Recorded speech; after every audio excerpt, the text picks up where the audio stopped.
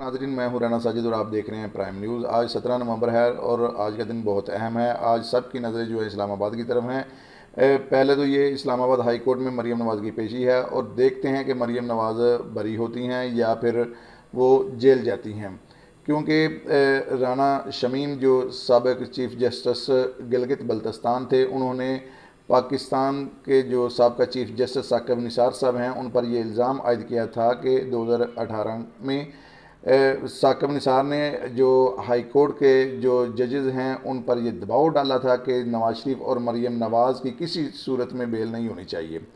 और इस जो और उन्होंने ये जो हल्फिया बयान दिया था वो जंग ग्रुप ने अपने जो पेपर है उसमें शाया किया और उसकी वजह से इस्लामाबाद हाई कोर्ट के चीफ जस्टिस जो हैं अतर मनिल्ला, उन्होंने शोकाज नोटिस जारी कर दिया और फ्री कैन को बुला लिया और जंग ग्रुप के जो लोग हैं उनसे वजाहत भी मांगी कि आप लोगों ने ये खबर क्यों चलाई है। क्योंकि कोई भी आपको हल्फिया बयान देगा तो आप ये खबर चला देंगे और जो लोगों का जो है एतमाद वो अदलिया से उठ जाएगा।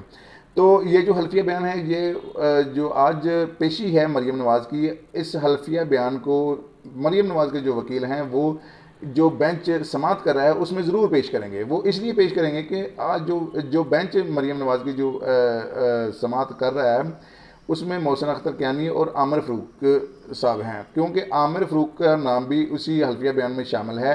इसलिए वो चाहेंगे कि किसी तरीके से आमिर फ़ारूक जो हैं वो इस बेंच से अलहदा हो जाए और ये बेंच ताख़ीर का शिकार हो जाए और दोबारा एक नए सिरे से एक नया बेंच बने और जो 1.5-2 साल इसकी समाअत करें और जो हमारे जो चीफ़ जस्टिस हैं काजी फायज़ ईसा साहब वो जनाब पाकिस्तान के चीफ़ जस्टिस बन जाएं तो और जो हमें सही तौर पर इंसाफ जो मैसर आ सके। और दूसरा, आज पार्लियामेंट का मुश्तरका इजलास जारी है जिसमें हुकूमत ने तकरीबन 22 बिल जो हैं वो मंजूर करवाने हैं मुश्तरका इजलास से, जिसमें एक EVM इलेक्ट्रॉनिक वोटिंग मशीन का बिल है, क्योंकि हुकूमत चाहती है कि धांधली को रोकने का जो वाहिद ज़रिया है, जो तरीक़ाकार है वो इलेक्ट्रॉनिक वोटिंग मशीन है।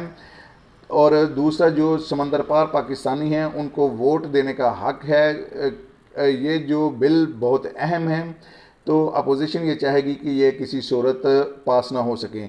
जो हुकूमत है उसके जो नंबर गेम्स हैं वो अपने पूरे हैं, क्योंकि हुकूमत ये दावा कर रही है कि हमारे नंबर गेम्स पूरे हैं और अपोजिशन भी भरपूर तैयारी के साथ आई हुई है। वो किसी सूरत में भी हुकूमत को ये बिल पास करने नहीं देगी कि हुकूमत के पास जो नंबर गेम हैं वो 222 हैं और अपोजिशन के 213 हैं। आज़ाद जो ग्रुप है उसके 6 मेंबरान हैं और देखते हैं कि कौन कामयाब होता है। हमारे चैनल को सब्सक्राइब करें, हमें अपनी दुआओं में याद रखें। अल्लाह हाफिज़।